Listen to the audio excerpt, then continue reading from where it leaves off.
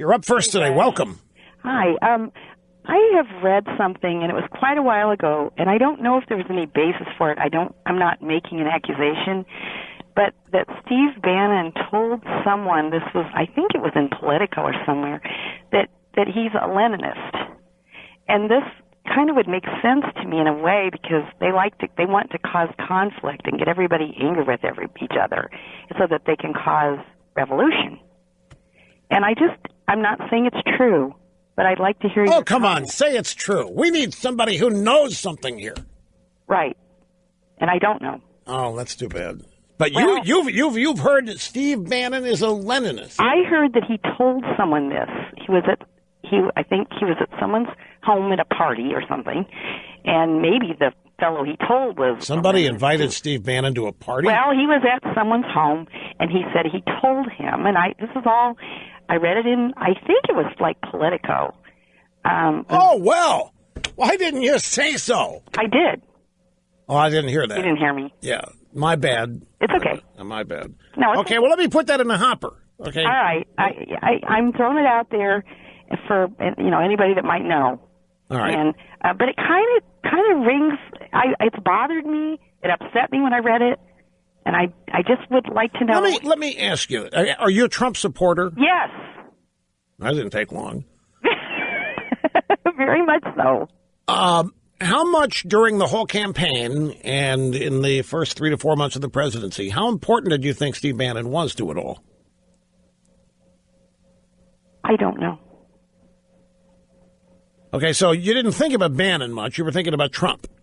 Right. I mean, I've wondered about Bannon. He's bothered me. Why? Because he's inconsistent. He'll say he supports Trump's agenda, he supports Trump, and then he'll turn around and stab him in the back. There's one thing he's very consistent at, though.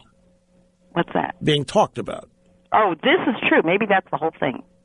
Believe me, I think if you want to find out what's wrong in America, do two things. Follow the money and then follow the media. And by that, I mean, look at what people will do for media attention. And it's worse than it's ever been. In fact, folks, I'm going to jump the gun. I've been actually preparing. If I were writing a book, which I'm not, this would be a chapter. And I've been trying to analyze the poisonous, and it's not a conspiracy. It's just the evolution of our society and culture. Everything is media now. Everybody does everything, most everybody, while also calculating the media reaction to it. Let me explain when things were different. And let me use sports as the example. Back in and this is not old fuddy-duddy stuff. This is historical context. There was a time when athletes, professional athletes, played the game to play the game, and they were not even conscious of the media. I mean, they knew press box was filled with writers and so forth. But they went out to play the game, and they lived their lives without any thought of what the media would say or do or anything. That was not on anybody's mind. Many CEOs, many business people, the media was always there, but it was not. The media was never a dominant factor in determining practically everything someone did. Today, it is for a lot of people. And I'm still not making this clear. And that's why I've been spending time trying to write it down. It goes deeper than just trying to be noticed. It leads to all kinds of insincerity. It leads to lack of substance replaced by behavior that'll get noticed. And there's value in getting noticed, no matter what you get noticed for. That's not new. I mean, the old adage, I don't care what you say about me as long as you spell my name right, has been around forever. What is new, relatively new, and I don't mean new yesterday, but what's relatively new is that the large number of substantive things that are done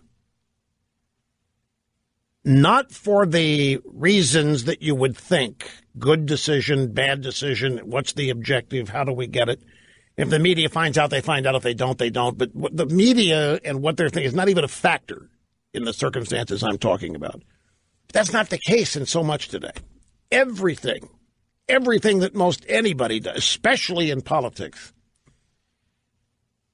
is done, is calculated, is executed, is performed with a desired media reaction in mind. And in my mind, that corrupts. It's, you know, take your average American street corner. Whatever goes on there goes on. Put a camera there. Everything changes when people know the camera's there.